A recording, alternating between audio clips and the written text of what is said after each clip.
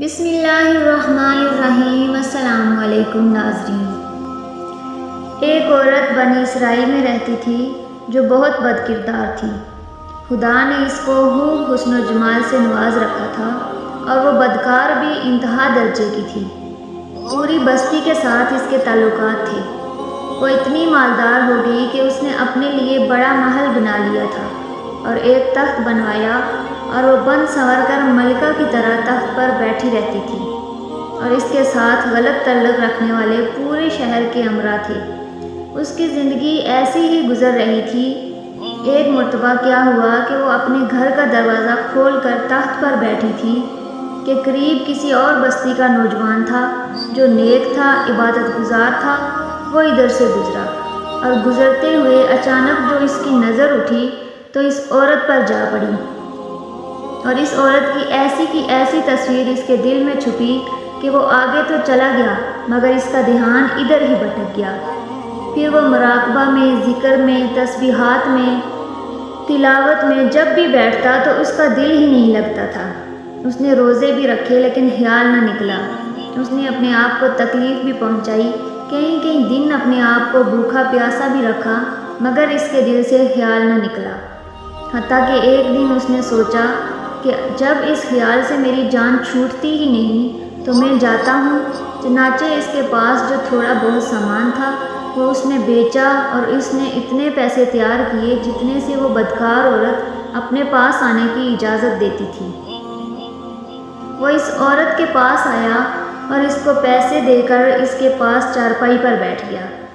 بات چیت کرنے لگا۔ اچانک بات چیت کے دوران اس کے دل میں یہ خیال آیا کہ میں نے نیکوکاری کے اتنے سال گزارے ہیں، آج میرے اللہ مجھے اس غیر محرم کے ساتھ بیٹھے ہوئے بھی دیکھ رہے ہوں گے۔ بس یہ خیال دل میں آیا تو اللہ کا درد دل پر غالب آ گیا اور نوجوان نے کانپنا شروع کر دیا۔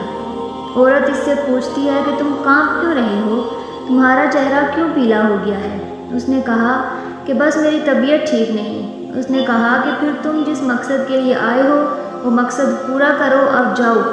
اس نے کہا نہیں۔ وہ بڑی حیران ہوئی کہ آج تک میں نے اپنی زندگی میں کوئی ایسا مرد نہیں دیکھا جو میرے قریب اس طرح چارپائی پر آ کر بیٹھے اور پھر برائی کیے بغیر چلا جائے۔ یہ نوجوان کیسا ہے؟ مگر نوجوان نے کہا اچھا میں جاتا ہوں۔ اس نے کہا کہ تم کون ہو، کیا ہو؟ اس نے بتایا کہ میں اس نام کا بندہ ہوں اور فلانی بستی کا ہوں، اور میرے دل میں یہ خیال آ رہا ہے کہ میں نے اتنی عمر مسلح پر بیٹھ کر گزار دی، آج میرا اللہ مجھے تیرے ساتھ بیٹھے ہوئے بھی تو دیکھ رہا ہے۔ بس اس کے بعد اس نوجوان کی آنکھوں میں سے آنسو آ گئے اور وہ چل پڑا۔ اب وہ چلا تو اس عورت کو جو تھوڑی دیر کی صحبت میں گناہ سے برکت، اور میں تو سارا دن اور ساری رات گناہوں میں ہوں، میں تو خدا سے ڈرتی ہی نہیں۔ اس کے دل میں شرمندگی پیدا ہوئی، ندامت ہونے لگی کہ کروں تو کیا کروں۔ دل میں خیال آیا کہ اچھا چلتی ہوں اور حضرت موسیٰ علیہ السلام سے پوچھتی ہوں کہ کیا میرے لیے بھی توبہ کی کوئی صورت بنتی ہے۔ وہ اپنے گھر سے نکل کھڑی ہوئی۔ اب اس کو بستی کا ایک بندہ پہچانتا تھا، وہ ایسی نامی گرامی چیز تھی۔ وہ چلی اور جا کر حضرت موسیٰ علیہ السلام کو جو دیکھا تو وہ اس وقت بنی اسرائیل کے لوگوں کو نصیحت فرما رہے تھے۔ اس نے کسی آدمی کے ذریعے پیغام بھیجا کہ حضرت موسیٰ علیہ السلام سے جا کر کہو کہ میں آپ سے ملنا چاہتی ہوں۔ اب جس کو پیغام دیا وہ بیوقوف تھا۔ کچھ پیغام پہنچانے والے بھی تو بیوقوف ہوتے ہیں جس کو ڈنگ ہی نہیں آتا پیغام پہنچانے کا۔ اس خدا کے بندے نے سیدھا جا کر سب کے سامنے کہہ دیا کہ حضرت آپ سے فلاں عورت ملنے آئی ہے۔ حضرت موسیٰ علیہ السلام نے نام سنا تو آپ کو بہت جلال آیا کہ لوگ کیا سوچتے ہوں گے کہ ایسی عورت ان سے ملنے کے لیے آئی، ان کا کیا تعلق اس سے۔ حضرت موسیٰ علیہ السلام نے غصے میں کہہ دیا کہ اس سے کہو چلی جائے، میں اس سے نہیں ملنا چاہتا۔ اس بیوقوف نے آ کر کہا کہ میں نے بات کہی تو حضرت موسیٰ علیہ السلام بڑے ناراض ہوئے، وہ تو بڑے خفا ہوئے تم سے۔ وہ ڈر گئی۔ اس نے کہا کہ میری بدکاریاں ایسی ہیں کہ اللہ مجھ سے پہلے ناراض تھا اور اب اللہ کا نبی بھی مجھ سے بات نہیں کرنا چاہتا۔ میرے لیے تو اب دنیا میں ٹھکانہ کوئی نہیں۔ بڑے اداس اور بوجھل قدموں کے ساتھ وہ وہاں سے واپس آئی اور اسے سمجھ نہیں آ رہی تھی کہ وہ کیا کرے۔ اب وہ حیران تھی کہ اللہ کے نبی نے بھی میرے ساتھ بات کرنا گوارا نہ کیا۔ میں اتنی گری ہوئی چیز ہوں کہ وہ بات کرنا بھی نہیں چاہتی۔ چنانچہ وہ گھر آئی اور اس نے گھر کی کنڈی لگائی۔ اس نے اپنے کسی بڑے سے سنا ہوا تھا کہ بندہ جب اپنے رب کو منانا چاہے تو اس کو چاہیے کہ وہ اس کے سامنے سجدہ کرے۔ چنانچہ اسے اور کوئی طریقہ نہیں آیا۔ گھر کی کنڈی لگا کر ایک جگہ اس نے اللہ کے سامنے سجدہ کیا۔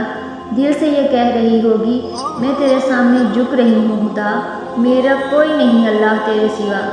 اسے پوری دنیا میں اور کوئی نجات کا راستہ نہیں نظر آتا تھا۔ پھر اللہ کی شان دیکھیے، اس نے رات گزاری۔ اگلے دن اس کے دل میں خیال آیا کہ میں عورت ذات ہوں، اکیلی مکان میں رہتی ہوں، ایک میری خادمہ ہے، تو میں اگر نیت کر بھی لوں تو جتنے لوگوں نے میرے ساتھ بدکاریاں کی ہیں وہ تو مجھے اس میں نہیں رہنے دیں گے، تو بہتر یہ ہے کہ میں اس جگہ کو چھوڑ کر چلی جاؤں۔ تبھی اس نے فیصلہ کر لیا کہ میں یہاں سے چلی جاتی ہوں۔ اس نے اپنے آپ کو ایک سادہ سے کپڑے میں لپیٹا تاکہ کوئی کپڑوں کو اور حسن و جمال کو نہ دیکھے کہ یہ کون جا رہی ہے۔ پھر اس نے سوچا، عورت ذات ہوں، کہاں جاؤں؟ دل میں خیال آیا کہ وہ جو نیک نوجوان تھا جس کے دل میں اللہ کا اتنا خوف تھا کہ وہ اللہ کے ڈر سے کانپ رہا تھا، کیوں نہ میں اس نیک بندے کے پاس چلی جاؤں اور اس کی خادمہ بن کر رہ جاؤں، ممکن ہے کہ وہ مجھے نکاح میں ہی قبول کر لے۔ یہ اس بستی کی طرف چل پڑی۔ چنانچہ ڈھونڈتے ہوئے یہ اس بستی میں اس کے گھر پہنچی اور گھر والوں سے کہا کہ میں فلاں بندے سے ملنے کے لیے آئی ہوں۔ تو انہوں نے کہا کہ اس کا ذکر و عبادت کا معمول ہے اور وہ کمرے سے اتنے بجے نکلتا ہے، تم انتظار کر لو۔ چنانچہ اس نے کہا، بہت اچھا۔ یہ انتظار میں بیٹھ گئی۔ جب انتظار کرنے بیٹھی ہوئی تھی تو اچانک اس نوجوان نے دروازہ کھولا اور اس کی نظر اس عورت پر پڑی۔ یہ سامنے بیٹھی ہوئی تھی۔ جب نوجوان نے عورت کا چہرہ دیکھا تو اس کو اپنا وہ وقت یاد آ گیا کہ وہ کون سا وقت تھا۔ میں اپنے مسلح کو چھوڑ کر بلاخر اس کی چارپائی پر جا بیٹھا تھا، تو اس نوجوان کے دل پر خوف طاری ہو گیا کہ کہیں یہ میرا ایمان خراب کرنے تو یہاں نہیں آ گئی۔ میں نے تو اتنی مشکل سے اس کا تصور ذہن سے نکالا تھا۔ تو نوجوان پر اتنا خوف طاری ہوا کہ وہ وہیں پر گرا اور اس کی جان ہی چلی گئی۔ اب اس کی وفات پر گھر والے بھی رنجیدہ اور اس عورت کو بڑا ہی غم تھا۔ خیر 3 دن کے بعد اس عورت نے اس گھر والوں کو بتایا کہ میں تو اس نیت سے آئی تھی کہ انہوں نے کہا کہ اب وہ اس دنیا سے چلا گیا، اس کا ایک بھائی ہے، اگر تم مناسب سمجھو تو ہم اس سے پوچھ لیتے ہیں، اگر وہ تمہارے ساتھ نکاح کر لے تو تم اس کے ساتھ نکاح کر لو۔ اس نے کہا ٹھیک ہے۔ جب بھائی سے پتہ کیا تو اس نے کہا ٹھیک ہے، اگر پہلے یہ عورت ایسی رہی ہے اور اب توبہ کی نیت کر چکی ہے تو میں اس کو اپنے نکاح میں قبول کر لوں گا۔ چنانچہ اس عورت کا اس کے بھائی کے ساتھ نکاح ہوا اور اس عورت کو اللہ تعالیٰ نے 7 بیٹے عطا فرمائے اور وہ 7 بیٹے بنی اسرائیل کے اولیاء میں سے گزرے۔ ایسی بدکار عورت بھی اگر توبہ کرتی ہے تو اللہ تعالیٰ اسے 7 ولیوں کی ماں بنا دیتی ہے۔